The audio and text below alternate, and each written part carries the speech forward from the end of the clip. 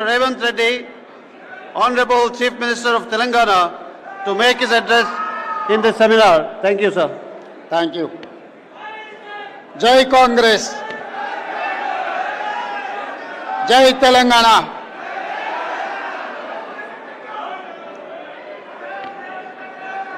AICC Law Department Annual Conclave Chairperson doctor Abhishek Manu Singhvi ji, इस कार्यक्रम में भाग लिया हुए केंद्रीय अध्यक्ष श्री मल्लिकार्जुन, विपक्ष की लोकसभा नेता श्री राहुल गांधी जी, श्रीमती प्रियंका गांधी जी, सिद्धरामैया जी, हिमाचल मुख्यमंत्री सुक्खू जी, गौरव गोगोई जी, दीपेंद्र हुड्डा जी, मोहम्मद अली खान जी, CWC members, member of parliament Lok Sabha Rajya Sabha, विविध प्रदेशों के अध्यक्ष, कांग्रेस परिवार को तेलंगाना की ओर से मैं नमस्कार कहना चाहता हूं। कांग्रेस परिवार के सामने इतना अच्छा मंच पे मुझे बोलने के लिए मौका मिला। मैं अभिषेक मनु सिंघवी जी को धन्यवाद कहना चाहता हूं, क्योंकि बहुत कम मौके पे ऐसा मौका मिलेगा देश के बारे में, संविधान के बारे में, सोशल जस्टिस के बारे में,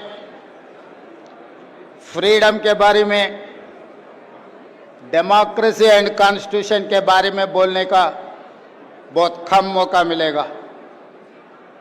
इस समय पर मैं एक बात साफ कहना चाहता हूं, कांग्रेस पार्टी आजाद से पहले शुरुआत किए। आज जितने भी इस देश में चुनाव में लड़ रहा है,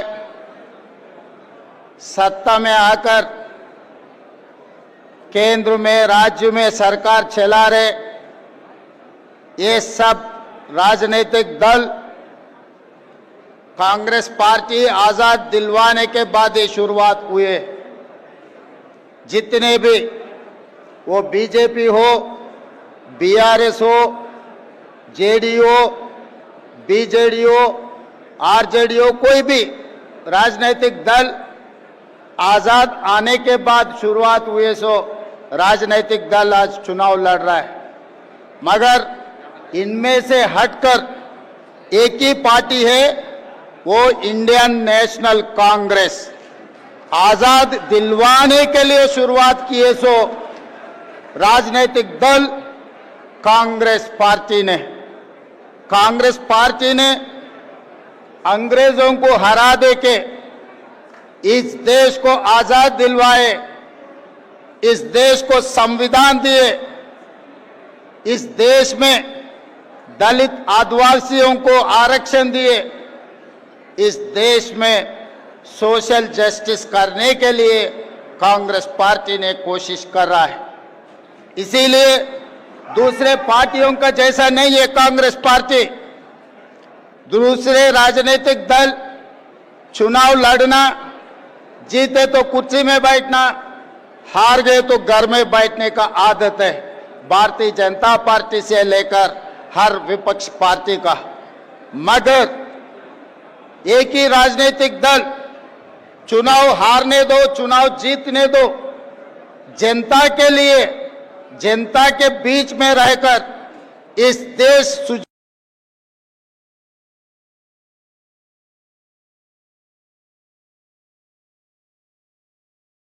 राजनीतिक दल आज भारतीय जनता पार्टी नरेंद्र मोदी जी के नेतृत्व में संविधान खतरा में है, आरक्षण हटाने के लिए कोशिश कर रहा है। 11 साल से सोशल जस्टिस के बारे में केंद्र सरकार ने सोचे नहीं, इसीलिए ऐसे मौके पे आज लॉ डिपार्टमेंट वाले अभिषेक मनु सिंघवी जी के नेतृत्व में ये जो सम्मेलन लगाए, आगे रास्ता दिखाने के लिए इस देश में सोशल जस्टिस के लिए हम लोग एक कार्याचरण लेके आगे जाने के लिए हम लोग कोशिश कर रहे हैं।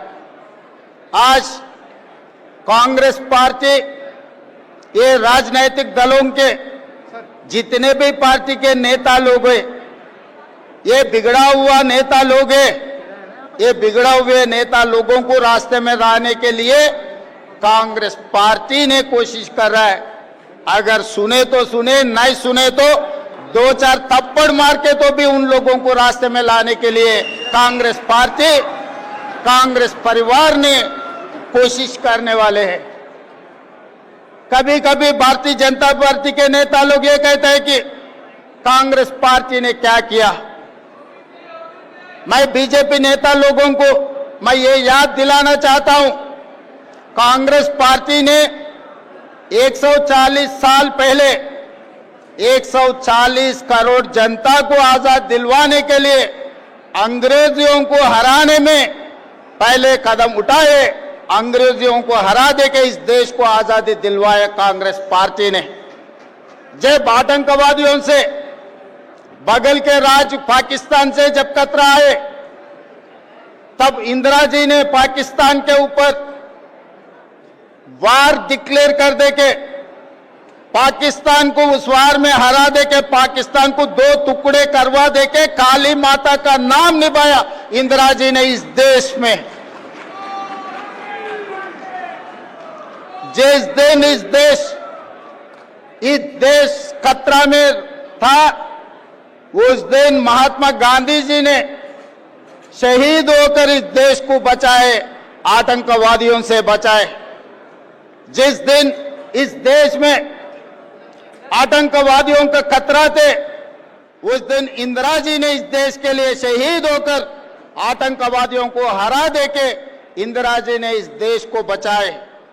और तीसरी बार इस देश आतंकवादियों के हाथ में खतरे में रहा तो राजीव गांधी जी ने शहीद होकर इस देश को बचाया, आतंकवादियों को हरा दिए इस देश में। यही नहीं, जब जब ब्रिटिशों को, पाकिस्तानों को हरा दिए, सो कांग्रेस पार्टी आज नरेंद्र मोदी जी भारतीय जनता पार्टी को हराने के लिए कोई कम नहीं है। हमारे कांग्रेस पार्टी परिवार ने आने वाले चुनाव में बीजेपी और नरेंद्र मोदी जी को हरवाने के लिए कांग्रेस पार्टी पूरा कोशिश जारी रहेंगे। और बार बार गांधी परिवार ने क्या किया, यही सवाल उठाते रहता है। इस देश के लिए महात्मा गांधी जी ने शहीद हुए, इंदिरा जी ने शहीद हुए, राजीव गांधी जी ने शहीद हुए। जिस दिन यूपीए 1 जब कांग्रेस सरकार बनी, तब प्रधानमंत्री बनने के लिए श्रीमती सोनिया गांधी जी को सब गुजारिश किए, मगर she has sacrificed prime minister post, she has given to financial expert doctor Manmohan Singh को इस देश का प्रधानमंत्री बना देकर दुनिया में सबसे बड़ा ताकत की देश श्रीमती सोनिया गांधी बनाने के लिए मदद किए। उसके बाद राष्ट्रपति बनने का मौका मिले तो सोनिया जी ने राष्ट्रपति पद नहीं लिए, प्रणब दा को इस देश का राष्ट्रपति बना के सैक्रिफाइस का नमूना श्रीमती सोनिया गांधी जी है। और भैया राहुल गांधी जी ने, भैया राहुल गांधी के बारे में बीजेपी वाले बहुत कुछ कहते रहता है, मगर राहुल गांधी जी सैक्रिफाइस उन लोगों को समझ में नहीं आते, क्योंकि वो पार्टी जन्म लिया कुर्सी में बैठने के लिए। सैक्रिफाइस वो पार्टी को पता नहीं है। 2004 में अगर राहुल गांधी जी चाहे तो केंद्र मंत्री बनता था, 2009 में राहुल गांधी चाहे तो प्रधानमंत्री बनता था, मगर केंद्र मंत्री प्रधानमंत्री पदवी राहुल गांधी जी ने नहीं लिए, पार्टी सीनियर नेता लोगों को दिए, मगर पार्टी कार्यकर्ता बनकर राहुल गांधी जी ने काम कर रहे जनता के लिए। 25 साल से राहुल गांधी जी इस देश में गरीब लोगों के लिए, पिछड़े लोगों के लिए, दलित, आदिवासी, ओबीसी, सोशल जस्टिस के लिए इस देश में लड़ रहा है। मगर दूसरे तरफ देखो नरेंद्र मोदी जी 25 साल से वो कुर्सी छोड़ रहा ही नहीं। 2001 में मुख्यमंत्री बना, तब से आज तक बार बार बीजेपी वाले संघ परिवार ने उनको हटाने के लिए कोशिश किए, मगर मोदी जी कभी कुर्सी छोड़ने के लिए राजी नहीं हुआ है। 2 महीने पहला मैं देखा मोहन भगवत जी एक बयान दिए, 75 ईयर जिसका जिसका खत्म हो जाएंगे, 75 ईयर्स खत्म होते ही कुर्सी छोड़ना, मगर मोदी जी तैयार नहीं है 75 ईयर्स खत्म होने के बाद भी कुर्सी छोड़ने के लिए। रास्ता से अल्द्वानी जी को, मुरली मनोहर जी को हटा दिए 75 ईयर्स एक कंडीशन लगा देके। इसीलिए इस मंच से मैं संघ परिवार को राहुल गांधी जी के तरफ से एक बयान देना चाहता हूं, आप लोग नहीं हटा सकते मोदी जी को। मोदी जी को हटाने वाले राहुल गांधी है। आने वाले चुनाव में जो संघ परिवार ने नहीं कर सका, अटल जी ने जो नहीं कर सका, जिस दिन अटल जी चाहता मोदी जी को हटाने के लिए मुख्यमंत्री कुर्सी से, आज मोहन भगवत जी ने कोशिश कर रहे हैं मोदी जी को प्रधानमंत्री कुर्सी से हटाने के लिए। इन लोगों से नहीं होने वाले हैं, क्योंकि मोदी जी के वक्त मिस्टर निशिकांत दुबे जी ने बाहर आके ये कह दिया, बिना मोदी बीजेपी को 150 सीट से ज्यादा मिलने वाले नहीं है।